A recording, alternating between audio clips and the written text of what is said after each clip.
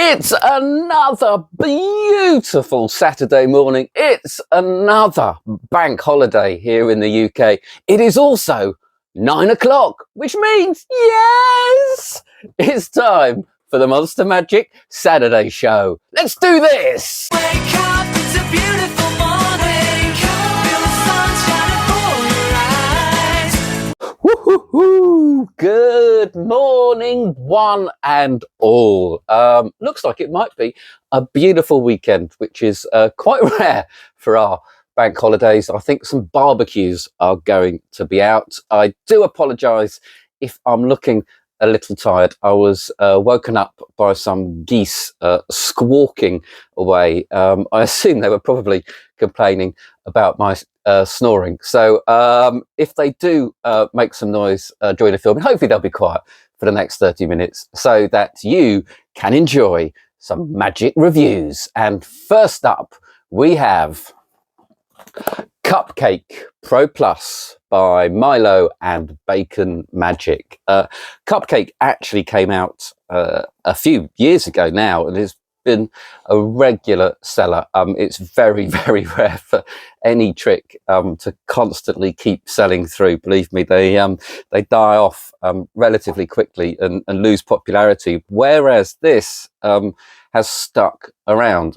It is basically a chop cup, but also a coin slot box combined, and that means you can do some wonderful little routines with it. You can do some coin routines where you have, say, $4 and one by one they transport into the cup. You can do a coin to ball transformation and back again, and you can also do your standard chop cup routine with it. The idea of combining the slot box, which has been around for many moons, goes back to the early 1900s, so you can do coin routines with your chop cup as well as the traditional chop cup idea with the balls, is simply genius. The other great thing about this is the size. It's much smaller than perhaps you might expect, but that has a great advantage for pocket space, and it doesn't diminish the routine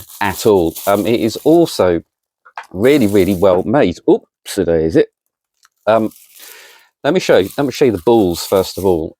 So the balls are the knitted monkey fist style balls here, but they are so well crafted. They're absolutely beautiful. They're a lovely weight.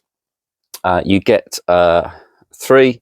One is obviously chopped, which is great. So you can do your standard chop ball routine. You also get with the plus the final load ball here, which is a very nice size, fits just snugly into the cup, and it gives you the nice ending for your chop cut routine. I'll show you how that fits just in there. So it only just fits really. It's great, absolutely perfect. This is metal. They come in 2 different colors. They come in a black one and this one. No prizes for guessing which color this is. They're all really strong. They are durable, but you can see how well that will fit in your pocket. The tutorial for it runs through the coin routine really nicely. There's no voice, okay? It is no subtitles either. It's like a silent film with some appalling jazz music over the top that make you feel you're on the longest elevator ride of your life, but you can turn the sound down, and visually is all explained really, really clearly. The cup does most of the work for you. You'll only need some very basic coin slides. I wouldn't even call them slides. It's just miming what you're doing, really, you know, just copying the actions as if that is exactly what you were doing. And the coin routine is really, really nice.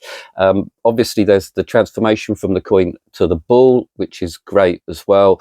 And you can do any other chop cup routine that you already know. And I think what is nice is that because you can change the ball to the coin and back and forth, you've got a nice little transposition if you want to go from doing the coin routine to the chop cup routine or back again. This is perfect for that nice seamless transition. But really, it's just a lovely made item and works a treat, fits in your pocket.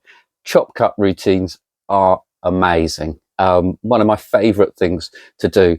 There's not really a good chop cut routine taught on here. I would suggest Michael O'Brien's strolling chop cut. That's the routine that I do pretty much all of the time with the TCC leather chop cup. But this is something that I can almost just carry around casually, just in case I decide to do a bit of magic on the spot. As props go, I think it's pretty faultless. I am slightly disappointed with the tutorial. I wish there were some ideas for the chop cup routine given. For example, you know, a shallot will fit in here. So if you want to use the groaning gag of and that's shallot at the end, you can do that. But I think the final load is well worth it. You can just buy the Chop Cup Pro, which doesn't have the final load. It's £5 cheaper.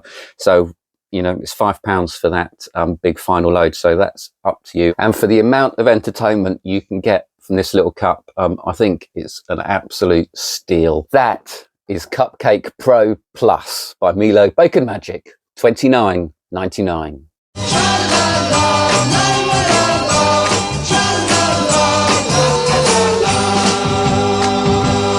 Next up, we have Instrumental by David Jonathan and Nickolas Mavresis. This has been in such high demand, you wouldn't believe. Finally, it has landed at Monster. It is possibly one of the tricks of the year. You make a prediction on Spotify on your phone, and you then show that you have some music karaoke cards. So you let your participant freely select any song or artist that they like. You then divine it, and when you turn the sound up on your phone, it plays the song that they have selected. This is quite possibly the coolest thing David Jonathan and Nickolas Mavresis have done. I had no real idea this was possible.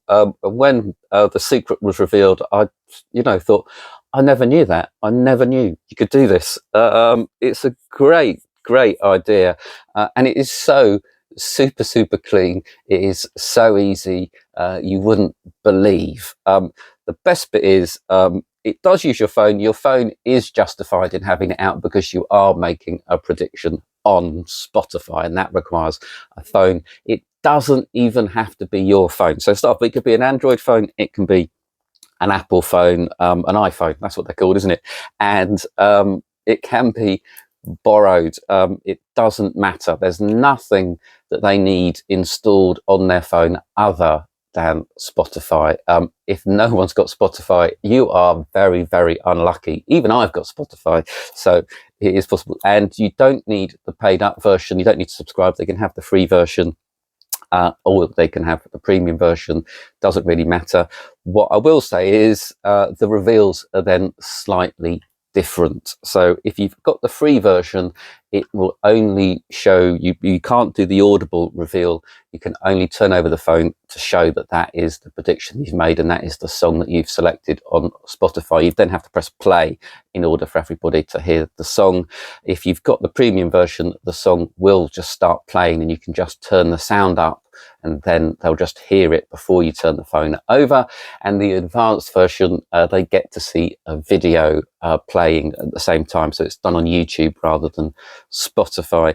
All of the reveals, I think, are obviously probably the best one is the enhanced, but you've still predicted the song. You've still got the song on Spotify. You can still press play pretty quickly in the basic version.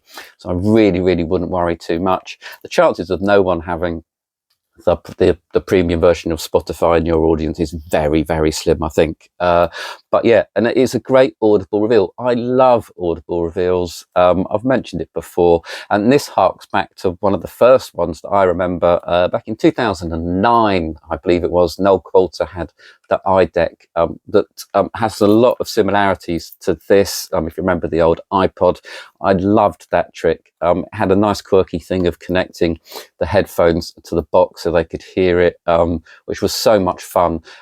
This hasn't quite got that quirky humour, but it is a great reveal and completely automated, so there's no forcing going on at all. The way it works is, the secret is basically in the cards. Let me show you the cards that you get.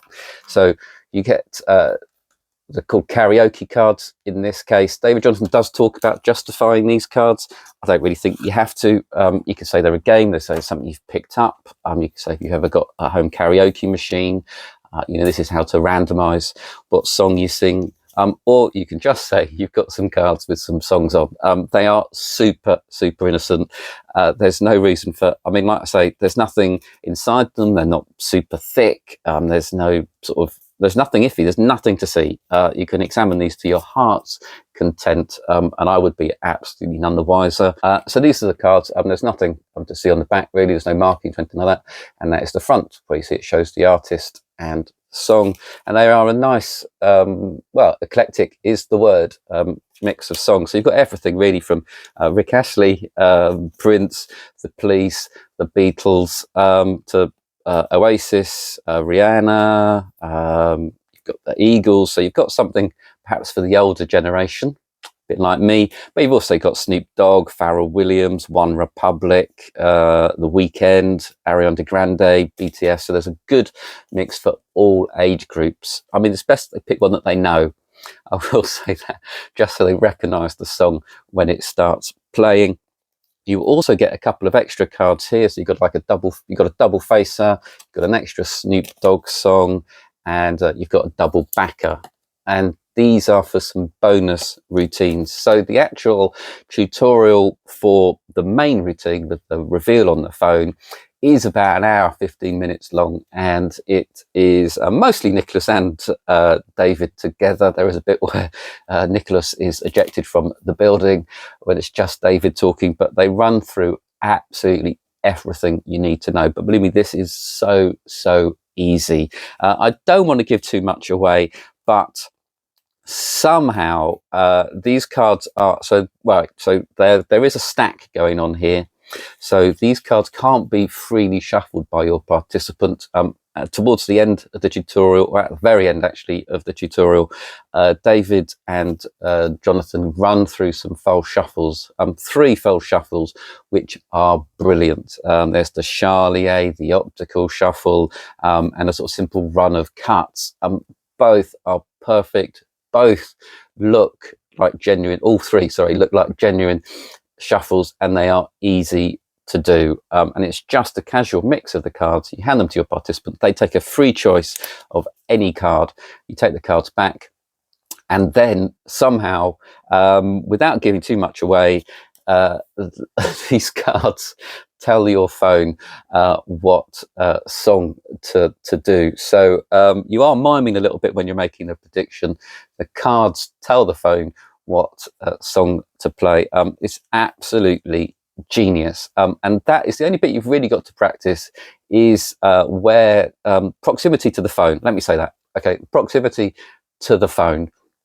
That is the only bit you've got to practice. It'll take you minutes, and then you'll just know. And David runs through it very, very clearly. They run through every aspect of this trick. So basic, premium, and the enhanced handlings are all run through separately, just so you can master how the reveals are slightly different. Absolutely great. And then there is a bonus section of tricks where there are just some genuine card tricks with these. You have a couple of mind reading style effects just with the cards, where you reveal what cards they're thinking of. There's a couple of versions of Out of This World as well. Out of This World's a great trick. It's been done to death, but it is a great trick. And then there is a packet trick as well, and there is also a routine with 2 participants where you divine each card that they've got as well. So if you haven't got a phone, or there's no internet for some strange reason, you can still use these cards. This is such a simple idea, done so well. It's so well thought out. The secrets hidden within these cards to enable you to do just some plain card tricks is a great addition. Just being able to easily have the spectator have a free choice of any of these cards and have that song play on your phone is wonderful. To have it on a borrowed phone is perhaps even stronger. I must add that in the ad copy it says the enhanced version is only available on iOS. That is no longer true. There is now an Android method for the enhanced version, which is great. It does require a little bit of a setup on your phone, but all of the setup, all of the phone settings, everything else are run through so clearly that you will have no problem at all. Let's face it, if I can do it, you can do it. That is Instrumental by David Jonathan and Nickolas Mavresis. Only $23.99. And now, before I forget, it is time, yes, for the Walk of Wonders and Wishes. It is the draw for the prize, which is to win Persona. Thank you very much for entering and all of your comments. Some of them were very funny. I hope some of them aren't true. But it was fun. And let me just do the old toss. I'm getting better at this. If I haven't got a summer job in Wagamama's by the end of, spoke too soon. Right, here we go. And the winner of Persona, another David Jonathan trick, is Michael Altman. Michael Altman, congratulations, Michael Altman. Ping me your information to info@monstermagic.co.uk and I will send you a Persona by David Jonathan. It'll be Tuesday now because it's a bank holiday Monday and the post won't run, but I will get it to you as soon as possible. Next up, we have The Noble One by Matthew Wright and Mark Bennett. When will those two stop with this whole Noble 52 shenanigans? Who knows? But it does seem to be going from strength to strength. This is The Noble One. Mark had it at Blackpool. If you watched my Blackpool video, if you sat through that, well done. He did show it on there. And this has grown on me quite a bit. You tell your participant about the Noble 52 and the Noble One and the history of this ring. You put the ring on their hand. You then have them select a card. That card is then lost in the deck, but when they mention the magic words, it springs to the top. You then say you're going to make it vanish from between their hands. They don't believe you. When they open their hands, the card is now blank. You then say you're going to make it reappear under their hands. They open their hands again.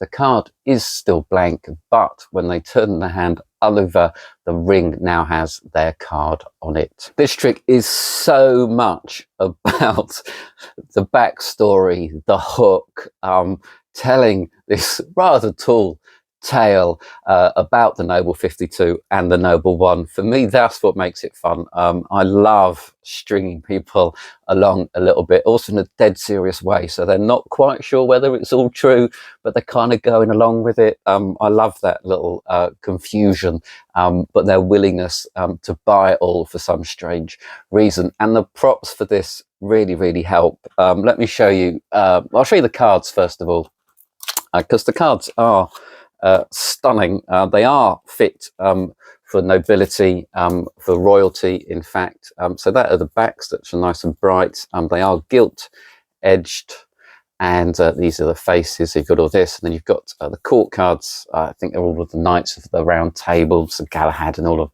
of those people. Because they're gilt edged and everything else, although the quality's there, they handle a little different to your standard bicycle cards. That is just the nature of the materials used, but you can still do all of your favorite card tricks with them, no problem at all. And really, this is an ambitious card routine. So Matthew teaches his little simple routine. It's got a very short ambitious card routine. Mark's routine as well, which is similar, slightly different timing, slightly different routine, but nothing difficult at all. But if you've got your own ambitious card routine and you want to sling that in the middle to make the routine a little bit longer, you certainly can. But this is all really about the ending to the ambitious card routine, which is a bit of a problem with the ambitious card routine, which is why people do too many phases of it.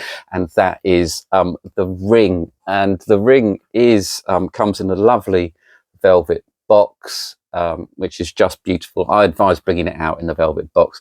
This is, like I say, it's all about the story. It's all about the presentation. Don't rush this trick. Make a big thing out of it.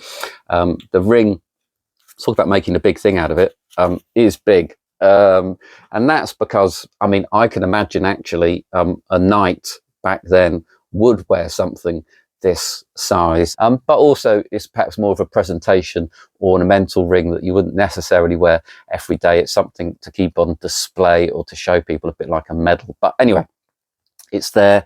You can see it's got the crest of the Noble 52 on it, which is actually, I think it's the unicorn, which I think is represents Scotland. I think it should be a lion on the other side traditionally. Anyway, so there you go. And I think I can show you how this works because if I remember correctly, Mark showed this at Blackpool, but you sneak this piece off at some point in the routine. It's very easy to sneak off. They run through the handling, the finger positioning and everything else of how to get that off. But it's very, very easy to do, surprisingly slick and actually surprisingly quiet. I was worried it was going to make some noise. I guess putting it back on would make more noise.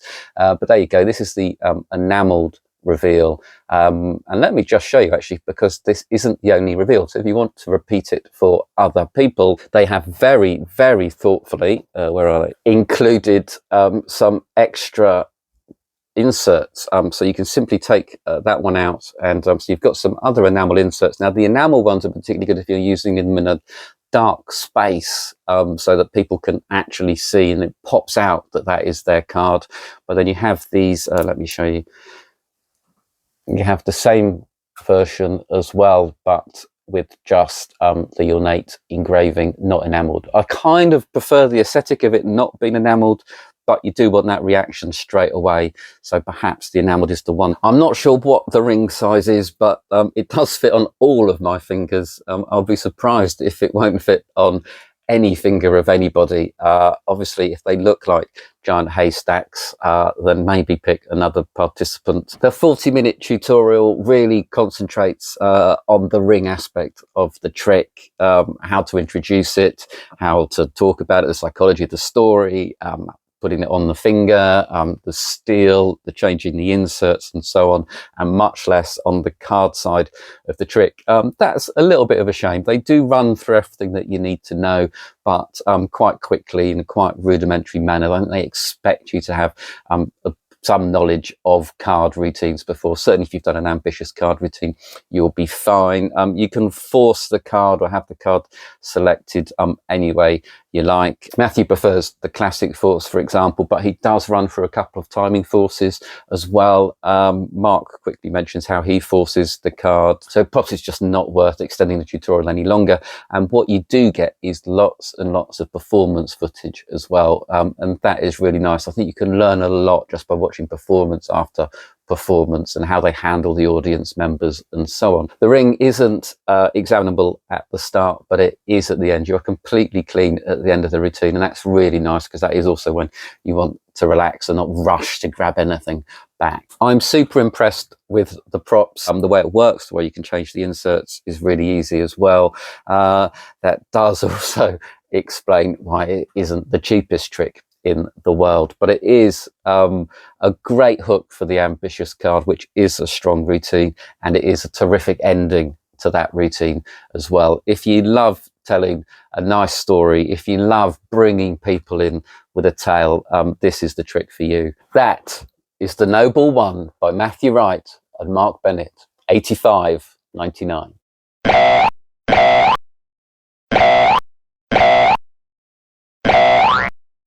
Next up, it is the Quimera Box by Hector Maccagno. This is a little take, I suppose, on the sort of Boston box, but it hasn't got a lid or a bottom. So I think probably it should be called the Quimera ring. What happens is that you've got $4 half. You pop them into the ring nice and clearly, and they jump from the ring into your other hand. You can perform it all the coins at once, or you can do it coin by coin. There are 3 actual routines taught on here actually, all at once, producing the coins and then having them all at once vanish and doing it singly coin by coin. They do progress in skill level. The simple vanish is easy to do and very, very strong and very, very powerful. The production is a little fiddly, but you can produce the coins any way you like. It is nice to produce coins. I think Vernon always used to get annoyed with Eugene Berger over the fact that he never produced his sponge balls. He just took them out of his pocket. So it is nice to go, here's a coin, there's a coin, and so on. But there are plenty of coin productions that might be easier than this one. And finally, the third routine where they transport one by one is a little technical. The tutorial is actually, I think, just 13 minutes long, and it's subtitled, but it is really clear, to be honest, exactly what he's doing.